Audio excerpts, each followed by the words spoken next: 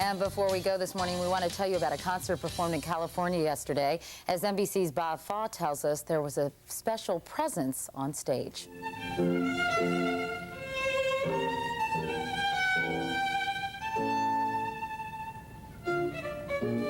Last night, as Eugene Fodor played,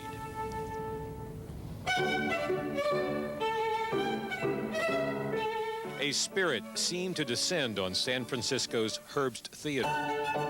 But this ghost was full-bodied, and all that was haunting was the lush music of Paganini, the greatest violinist the world has ever known. His music played this historic night on Paganini's own violin, an instrument so exquisite, the 18th century Italian virtuoso called its booming tones the canon. He'd also called it the voice of the law. Meaning? Meaning that once it's heard, there's no argument. It's the greatest. Its sound so rich, so powerful, Fodor insists this instrument, created in 1742 by master violin maker Joseph Guarnerius del Gaseu, far surpasses violins made by the fabled Stradivari. Stradivari has its merits in that it's a wonderful golden tone throughout. It's like a sunset from horizon to horizon. It's all gold, but Guarnerius del Gaseu has many colors, purples, reds, oranges. Remarkable, too, says Fodor, not just because the violin and Paganini were teamed up for 40 years, but also, he says, because Paganini somehow managed to transform the instrument itself.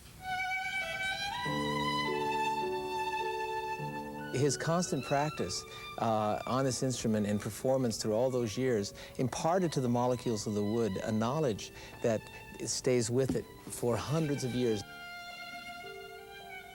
In short, for $40 million, it was flown to San Francisco last week from Genoa, Italy, where it's kept under lock and key, and from the moment it touched down on American soil, it was surrounded by plainclothes San Francisco police.